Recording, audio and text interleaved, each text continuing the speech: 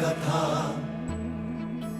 पुरुषार्थ कथा, सुनो सुनो सिद्धार्थ कथा।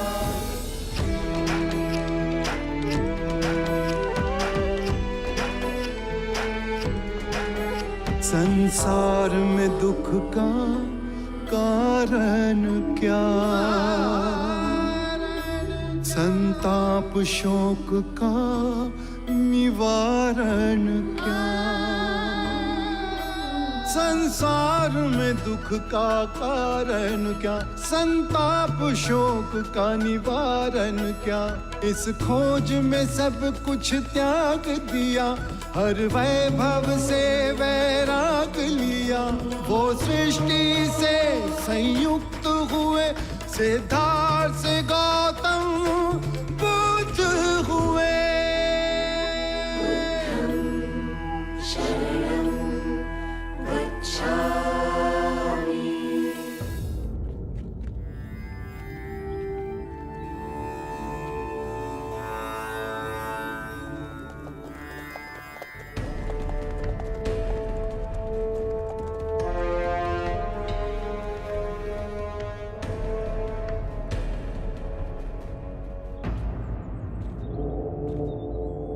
बुद्ध, ये मैं क्या सुन रहा हूं?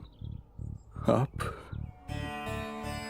3 माह पश्चात महापरिनिर्वाण लेंगे। आप हमें छोड़कर कैसे जा सकते हैं? इस अंधकार भरे संसार में केवल आप ही प्रकाश का स्रोत हैं प्रभु। हमें इस अंधकार में फिर छोड़कर ना जाइए। आप इस संसार में ना होंगे, ये सोचकर ही मन भयभीत हो रहा है प्रभु। अजात शत्रु, मृत्यु का भय केवल उसे ही ना होगा जिसने अपना जीवन बुद्धिमानी से जिया हो। यह शरीर तो नश्वर, परंतु मेरी वाणी, मेरे सूत्र बन सदैव तुम्हारे हृदय में प्रकाशमयी रहेगी। प्रभु, मुझे अपने साथ ले चलें प्रभु। जीवन भर मैंने कोई मूल्यवान कार्य न किया। महानिर्वाण तक आपके साथ रहे, आपकी सेवा करने का सौभाग्य दें प्रभु।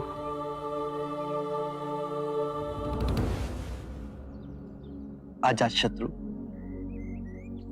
यदि तुम मेरे साथ चल पड़े तो तुम्हारे प्राणों से भी अधिक प्रिय मगध का क्या होगा। तुम राजा हो तो अपने राज धर्म से कैसे विमुख हो सकते हो। तुम पर कितने मनुष्यों का उत्तरदायित्व है और यही तुम्हारा धर्म है। अजात शत्रु, अपने धर्म को ना छोड़ो। मैंने तुमसे कहा था ना, यदि राजा धार्मिक हो राज्य करेगा तो सारी प्रजा धार्मिक हो जाएगी। जब आंखें खुली तभी सवेरा हो जाता है। स्वयं को सुरीला बनाओ। जब सुरीले हो जाओगे तो अपने अंदर धर्म का उदय पाओगे और उस धर्म से ब्राह्मण, मंत्रीगण, गृहपति सब कंपित होंगे, सब तरंगित होंगे। और जब वो धार्मिक हो जाएंगे तो सारी प्रजा धार्मिक हो जाएगी। प्रभु, आपको फिर न देख सकूंगा। इस भय से मेरा दम घुट रहा है प्रभु। जीवन जीने का एक ही रहस्य है, स्वयं को भय से मुक्त कर दो। ना ही आने वाले कल की चिंता और ना ही बीते हुए कल का रोना और ना ही भयवश किसी के साथ चिपको। जीवन का एक सत्य और समझो अजात शत्रु, यदि तुम किसी व्यक्ति, विचार, वस्तु से चिपकोगे तो उसे गवा दोगे। जिस क्षण तुमने सहायता के लिए हाथ फैलाना बंद किया, उसी क्षण से तुम पूर्ण मुक्त हो जाओगे। प्रभु, मुझे आपको छोड़ना होगा। किंतु आप मेरी अंतिम सांस तक मेरे साथ रहेंगे, मेरे अंतर मन में प्रज्वलित ज्योति की तरह आपका प्रकाश सदैव प्रज्वलित रहेगा।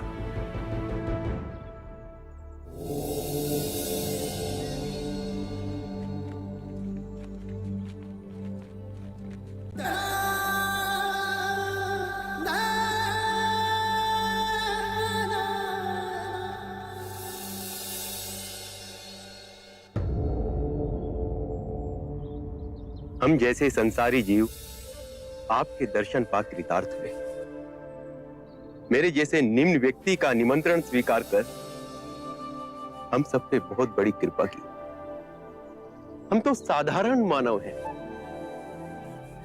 क्या आप हम सबको धर्म के पद पे चलने का उपाय बताकर हम पर कुछ कृपा करेंगे?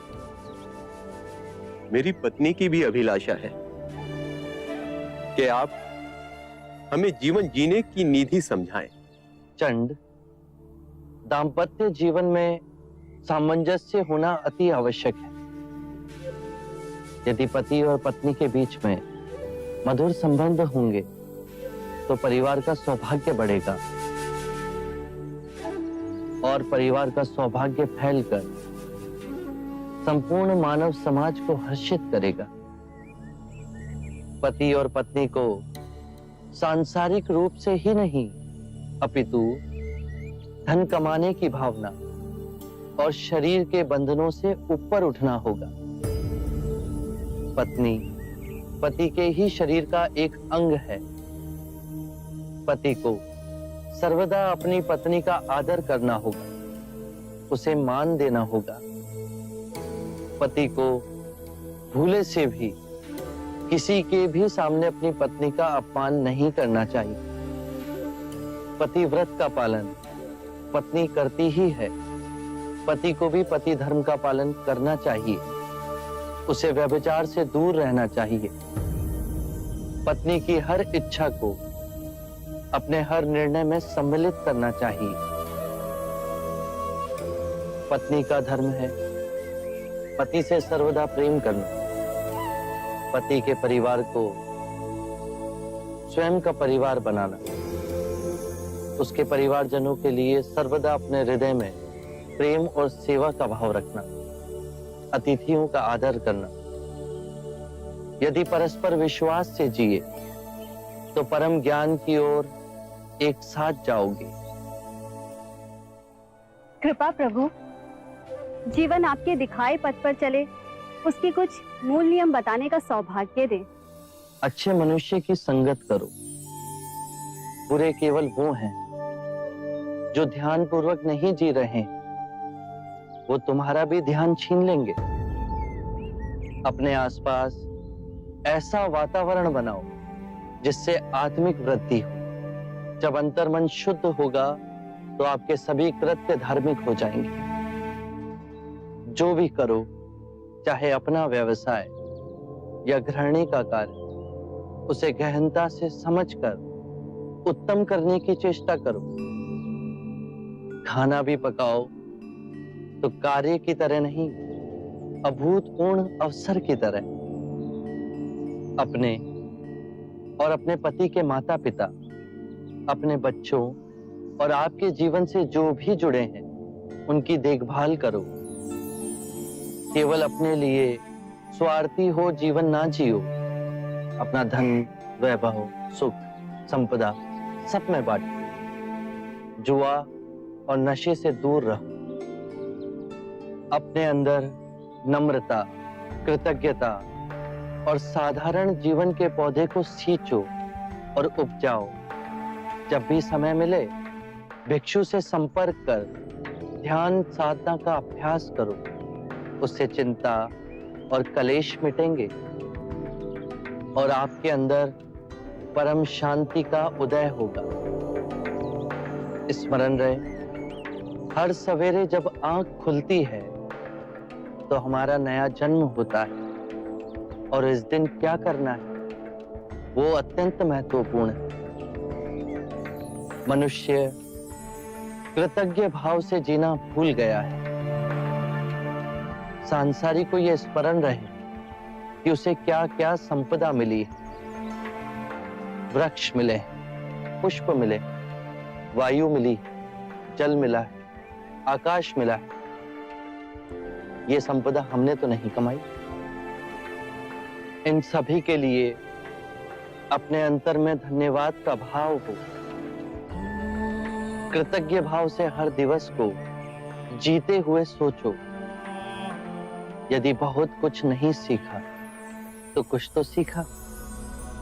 यदि कुछ ना सीखा तो हम अस्वस्थ तो नहीं हुए, और यदि अस्वस्थ हुए तो हमारी मृत्यु तो नहीं हुई। यदि कृतज्ञ भाव से भरकर जिएंगे तो इस सुंदर जीवन के प्रति पुष्प के समान खिल जाओगे।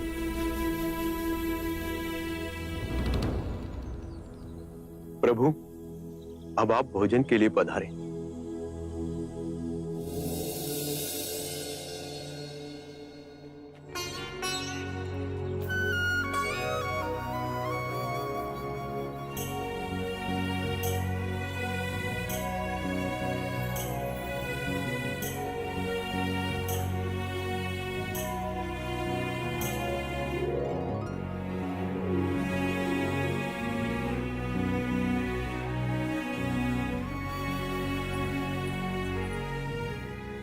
देखिए, आपने बुध को शुक्र माधव तो परोसा ही नहीं। जाइए जाकर परोसाइए।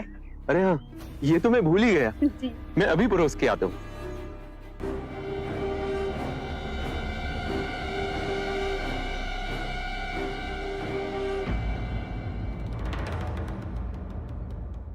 ये शुक्र माधव तो मैं आपको परोसना भूल ही गया।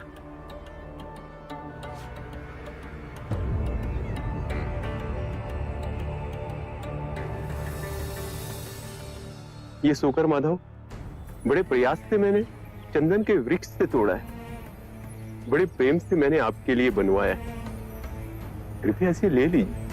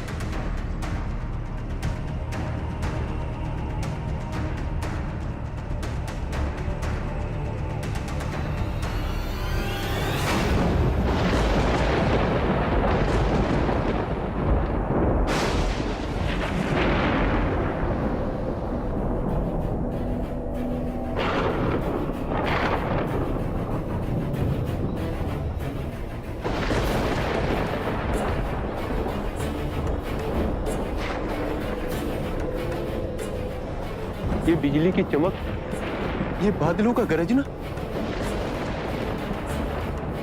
ये वर्षा ऋतु का समय भी नहीं है। चंड,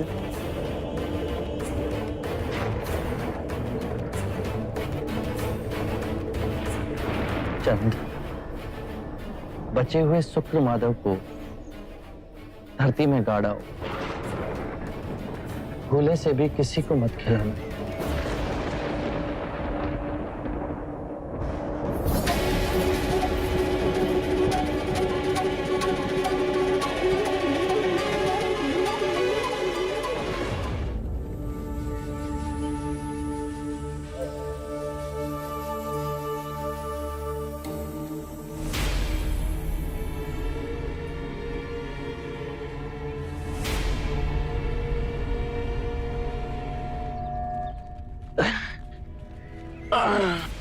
बुध, क्या हुआ बुध? आनंद, हम कुछ देर यहीं रुकेंगे। अनिरुद्ध, तुम बाकी भिक्षुओं को लेकर कुशागार की ओर जाओ। हिरण्य नदी के समीप मिलेंगे। आनंद, तुम इस वृक्ष के नीचे मेरा आसन लगाओ। जी बुद्ध।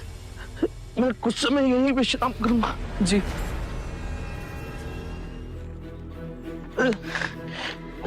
आइए बुद्ध।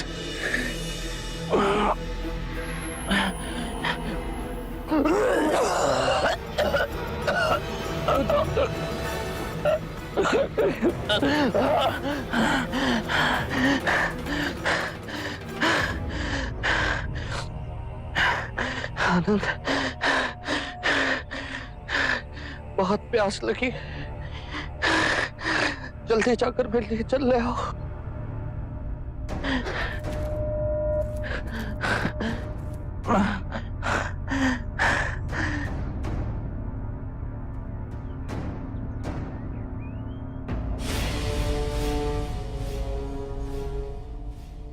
ऐसा गंदा पानी नहीं दे सकता मैं बुद्ध को।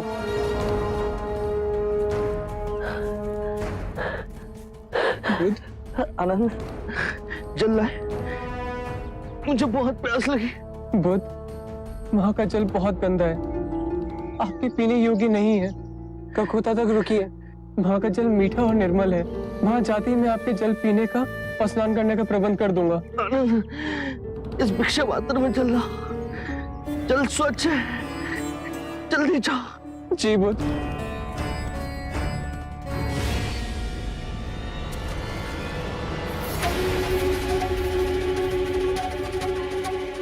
ये कैसे हो गया? भिक्षा पात्र डालते ही पानी शुद्ध हो गया। बुद्ध।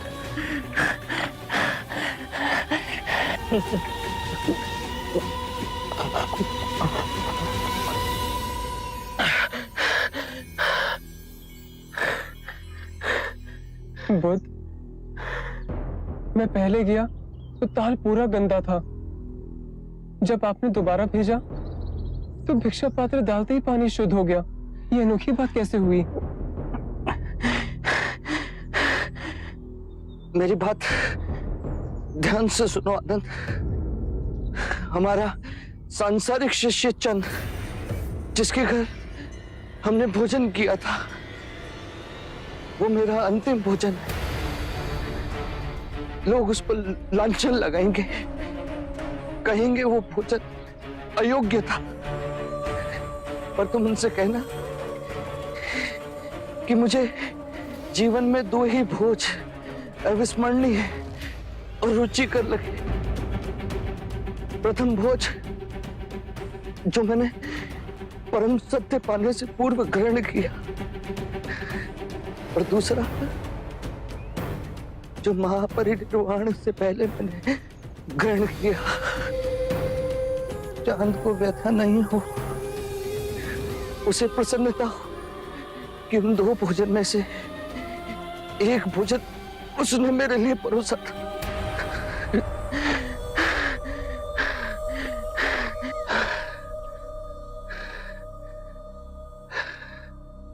आनंद, हमें हिरण्य नदी के पार जाना है,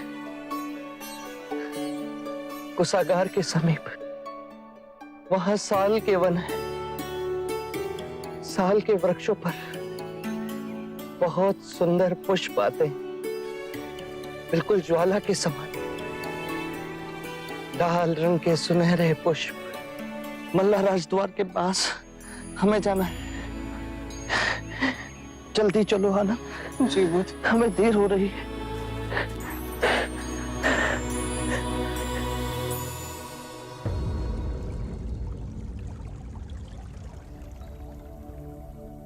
आइए, आराम से बुद्ध, आराम से।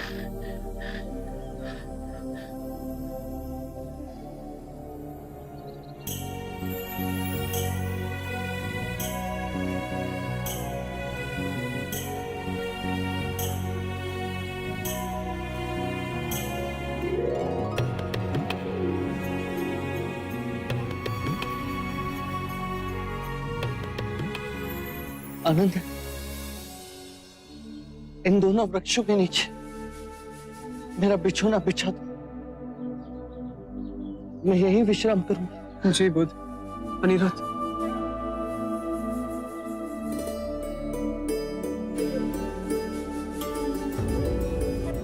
अनिरुद्ध, धर्म का स्वभाव तथागत है। तथागत का अर्थ है जो है, जैसा है। इसी अद्भुत तथागत से कमल का पुष्प उत्पन्न हुआ। तथागत से अनिरुद्ध का उदय हुआ। आप सभी का उदय हुआ। आनंद का उदय हुआ। इस संपूर्ण प्रकृति का उदय हुआ। जो भी तथागत से उत्पन्न हुआ है और जो भी तथागत में विलीन होगा, उसे हम तथागत कह सकते हैं। धर्म कहीं से नहीं उपजते और ना ही कहीं जाते हैं। धर्म केवल है और रहेंगे। आज से मैं और सारे भिक्षु आपको तथागत कहेंगे।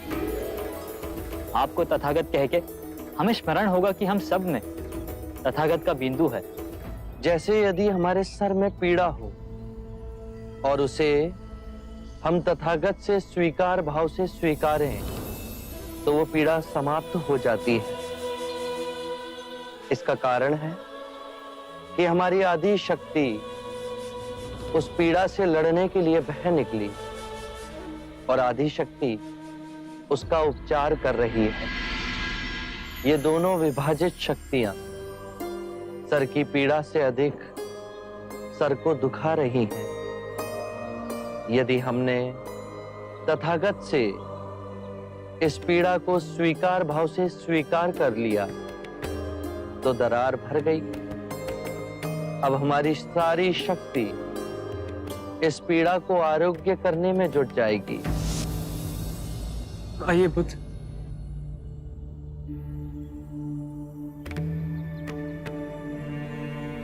बुद्ध, अपने जीवन में अदृश्य सत्य को भी अपने में यथार्थ कर हम दीन आत्माओं को दिखाया है आप।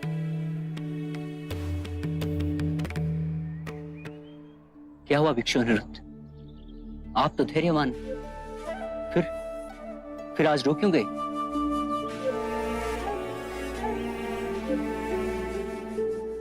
प्रिय भिक्षु, मुझे आज आभास हुआ है कि बुद्ध आज रात्रि ही निर्वाण को प्राप्त होंगे। आनंद, मेरा सिर उत्तर की ओर होना चाहिए। मैं दाईं ओर लेटूंगा। जी बुद्ध।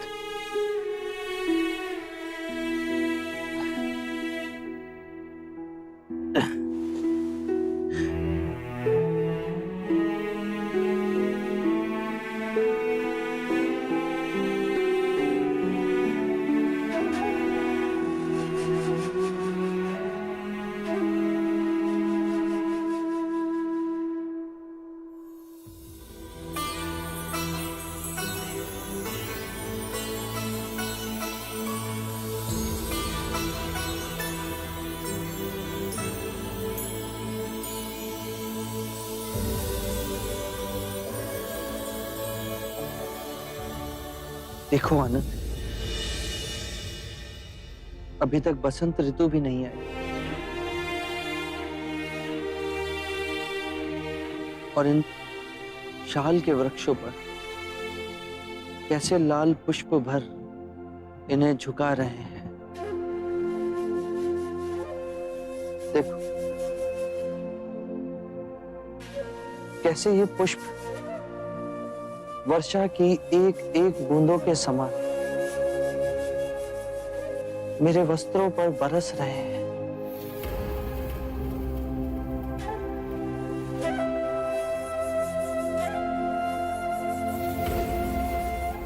कितना सौंदर्यवान है ये वन। और वहां पश्चिम से अस्त होते सूर्य की किरणें कैसे हर ओर अपना प्रकाश फैला रही है।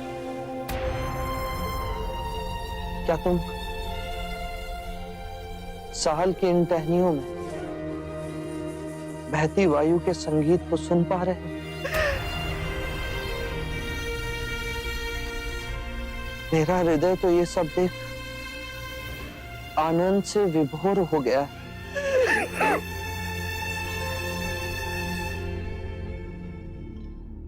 मेरे प्रिय भिक्षु, यदि तुम सच्चे हृदय से मेरे प्रति आदर और आभार व्यक्त करना चाहते हो तो धर्म को ही अपना कर्म बनाओ। हर क्षण को ध्यान में जियो।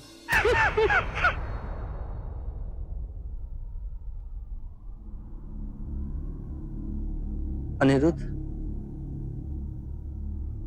आनंद कहाँ है? उसे बुला के लाओ।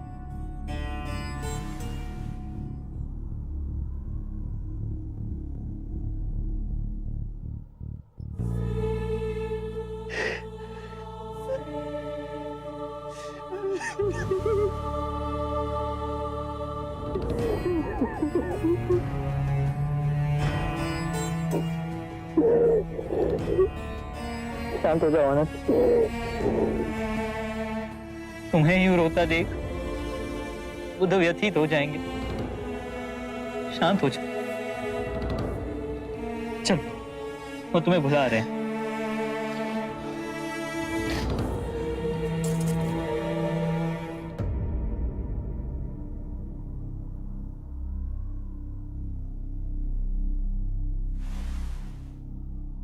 इतने व्यथित ना हो आनंद।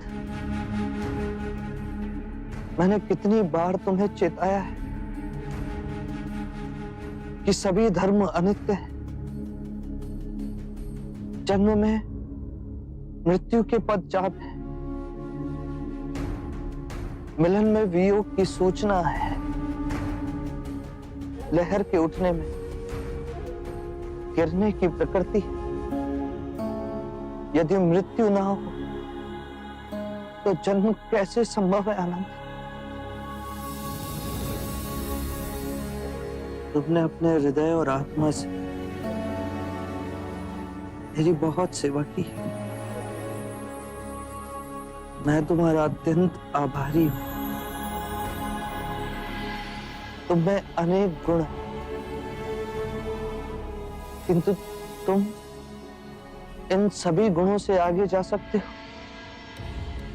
थोड़ा सा प्रयास करो तो तुम भी जन्म और मृत्यु के बंधन को काट सकोगे। तुम आत्म मुक्ति प्राप्त कर सकते हो, प्रत्येक दुख से उबर सकते हो। और मैं जानता हूं कि तुम ये सब कर सकते हो, और मुझे तुम्हारी इस चेष्टा से प्रसन्नता मिलेगी।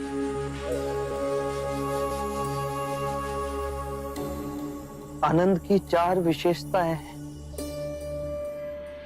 वो नम्र वाणी बोलता है, उसे जो मिलता है वो उसमें प्रसन्न होता है। आनंद सबके लिए समान भाव से दयालु है, और आनंद का चुप रहना किसी को अच्छा नहीं लगता, मुझे भी नहीं।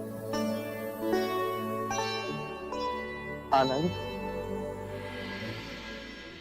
तुमने कारण ना पूछ सर्वदा मेरी बात मानी। मेरे देह त्यागने के बाद बहुत से कार्य तुम्हें करने हैं। तथागत, कृपया आप यहाँ दया ना त्यागिए। कुशीनार मिट्टी के घरों से बना एक छोटा गांव है। आपके महान निर्वाण के लिए इससे कहीं अधिक श्रेष्ठ स्थान है। राजगृह है, आपकी प्यारी श्रावस्ती है, कौसंबी है, वाराणसी है। कृपया ऐसे स्थान का चयन कीजिए जहां आपको अधिक से अधिक लोग देखने के लिए आए और आपके अंतिम दर्शन पा सके। आनंद, कुशीनारा तथागत को बहुत रुचिपूर्ण लगा।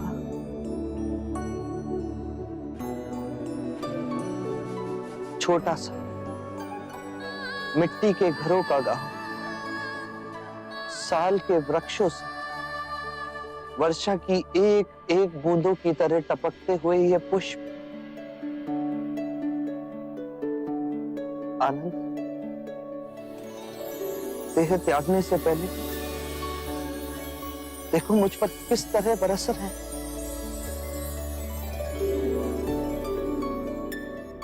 आनंद, मेरा एक कार्य करो, कुशीनारा जाओ और वहां मल्ल नरेश को सूचित करो कि बुद्ध उनके वन में रुके हुए हैं, और उनसे कहो कि आज रात्रि के तीसरे प्रहर में बुद्ध महापरिनिर्वाण लेंगे।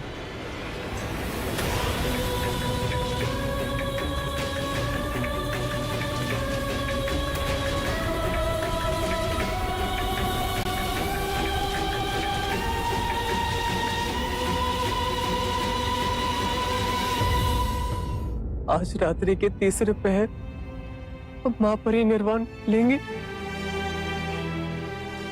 हाँ आनंद, इसीलिए शीघ्र अतिशीघ्र मल्ल नरेश को सूचित करो। यदि मैं आपको छोड़ गया और नहीं आनंद, रात्रि के तीसरे प्रहर से पहले नहीं। मैं भावी समय में देख रहा हूं, मेरे महापरिनिर्वाण के पश्चात कहीं मल्ल नरेश ये ना कहे कि मैंने उनके ही वन में महापरिनिर्वाण लिया और उन्हें सूचित भी नहीं किया गया। जब तक आनंद है आपकी हर इच्छा पूर्ण होगी बुद्ध। मैं अभी जा मल्लाजा को सूचित कराता हूं।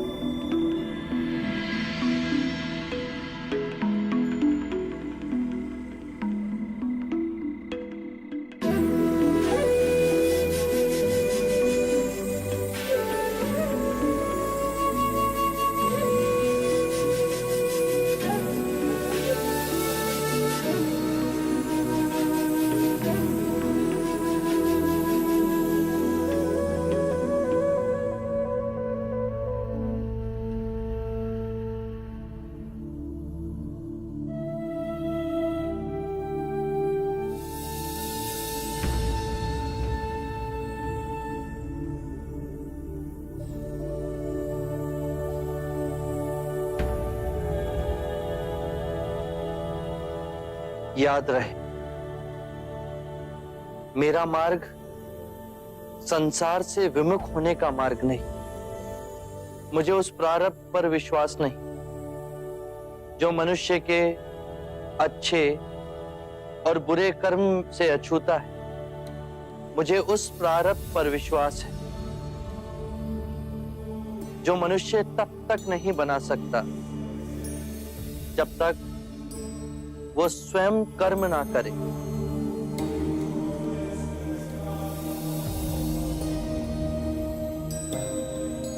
हमने मां समान पृथ्वी को दुखदाई बना दिया है। संपूर्ण संसार दुख और पीड़ा से तड़प रहा है, परंतु ये संसार दुख और पीड़ा का संग्रह नहीं। इस संसार में बुद्ध का निवास हो सकता है, किंतु उसके लिए हमें स्वयं बुद्ध को जगाना होगा। और अब उसका उत्तरदायित्व आप सब पर है।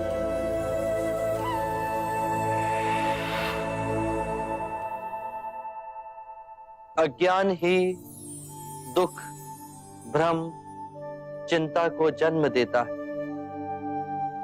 क्रोध, लोभ, अभिमान, स्वाभिमान, ईर्ष्या इसी अज्ञान की संतान है। माया का खेल विपरीत का है, दो रूपों का है, परंतु जीवन और मरण दो नहीं, एक ही है। हमें इस भ्रम को दूर करना है। यदि एक बार यह भ्रम दूर हो गया तो हम अपना संपूर्ण जीवन कारावास में नहीं, स्वतंत्रता में जी सकते हैं। शील, समाधि, प्रज्ञा और आर्य अष्टांग मार्ग से इस भ्रम को दूर किया जा सकता है। एक बार पुनः दोहराता हूं, सम्यक ज्ञान, सम्यक विचार, सम्यक वाणी, सम्यक कर्म, सम्यक आजीविका, सम्यक प्रयास, सम्यक चेतना और सम्यक एकाग्रता।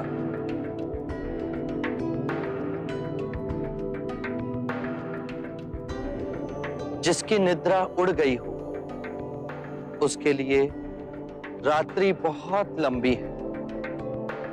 जो थक गया है उसके लिए पड़ाव बहुत दूर है। जिसने अंधे हो अपना जीवन जिया और धर्म का मार्ग नहीं समझा, उसके जीवन में अनंत दुख है।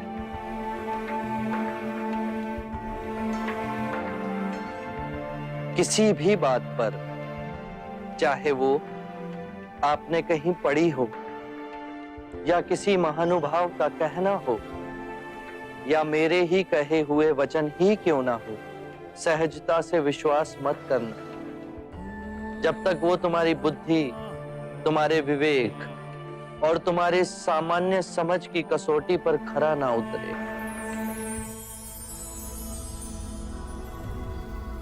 बुद्ध, और यदि परम ज्ञान के रास्ते में आपसे भेंट हो गई तो? यदि परम ज्ञान के मार्ग में कोई भी मिले उसे गले ना लगाना। यदि मार्ग में बुद्ध भी मिले तो उनके मुंह में भी मत फंसना। चाहे उस मार्ग पर तुम्हें पिता ही क्यों ना मिले, उनके मोहवश भी मत आना। अपने जीवन को पूर्ण स्वेच्छा से जीना, किसी के बंधन में ना जीना।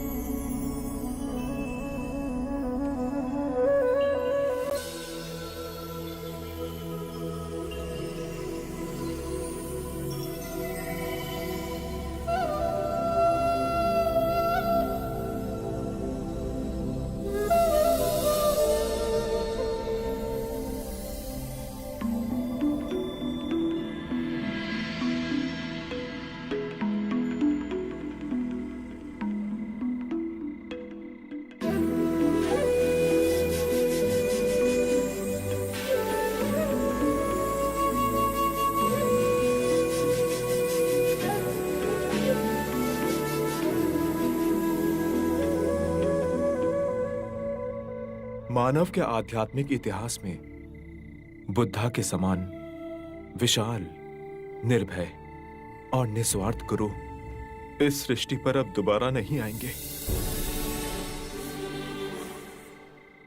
जो करुणामयी हमारे ध्यान में आकर के हमें परम ज्ञान सूत्र समझा गए,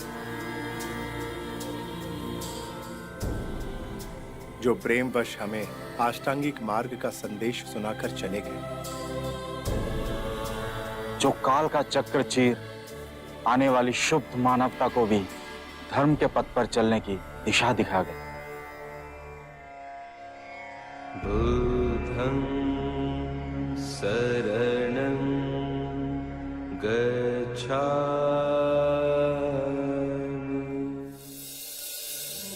मृत्यु का भय उसे ना होगा जिसने अपना जीवन बुद्धिमानी से जिया हो। ये शरीर तो नश्वर है, पर मेरी वाणी, मेरे सूत्र बन सदैव आप लोगों के पथ को प्रकाशमयी करेंगे।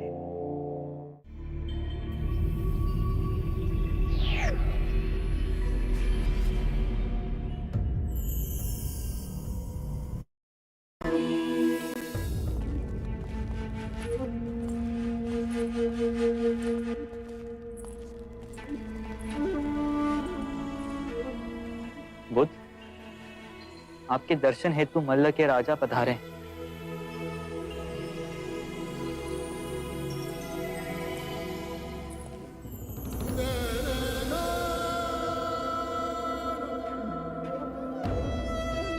बुद्ध, इस मिट्टी से बने घरों के गांवों को आपकी उपस्थिति ने पावन कर दिया।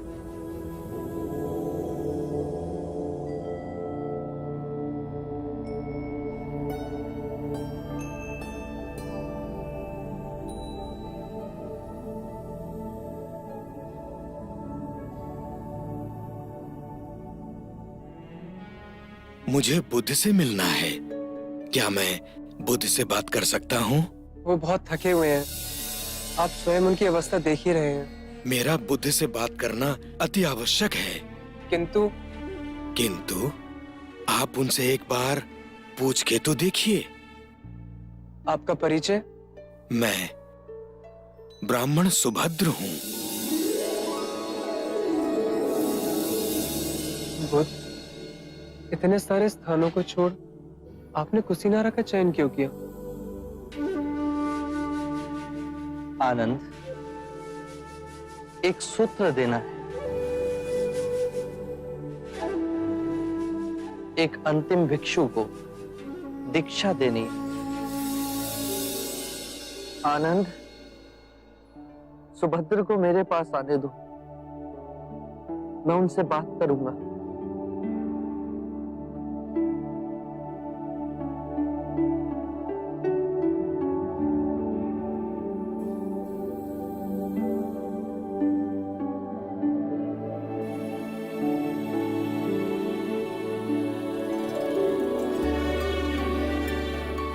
प्रभु, आपके ज्ञान की ओर मैं हमेशा आकर्षित हुआ, परंतु आपके दर्शन आज बड़े सौभाग्य से हुए। क्या प्रश्न है तुम्हारे सुभद्र? प्रभु, मैंने पूर्ण कश्यप, महाकाली गौशाला, अजित केशांबल, संजय वैरति पुत्र, निघंता नाग पुत्ता सरीखे आध्यात्मिक गुरुओं के विषय में सुना है। आपके विचार से इनमें से किसी ने संबोधि प्राप्त कर ली है?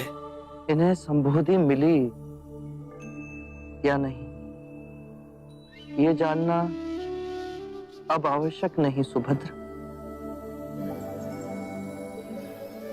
मूल्यवान बात यह है कि मैं तुम्हें सद्धर्म का वो मार्ग दिखा सकता हूं जिससे तुम्हें संबोधि प्राप्त हो सकती है।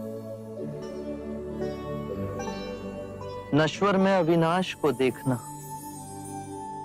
दुख में सुख को देखना, अव्यक्ति में व्यक्ति को देखना, घृणा में सौंदर्य को देखना, यह ज्ञान मनुष्य को आहत कर विक्षिप्त कर देता है। जब हम माया के द्वैत रूप को सही पहचान लेते हैं तो सारे दुख, सारी चिंताएं समाप्त हो जाती हैं और हमारे अंदर प्रेम और स्वीकृति का भाव जागृत होता है, जो मूल में एक ही भाव है। यदि तुम बुद्ध नहीं तो तुम्हें बुद्ध में कोई रुचि नहीं होगी, और यदि तुम्हें बुद्ध में रुचि है तो तुम स्वयं बुद्ध हो।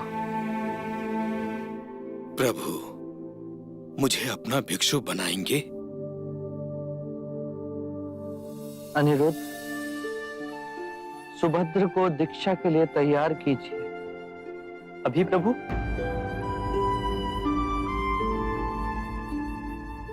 अभी इसी समय सुभद्र को दीक्षा दी जाएगी। ये मेरे अंतिम भिक्षुक होंगे।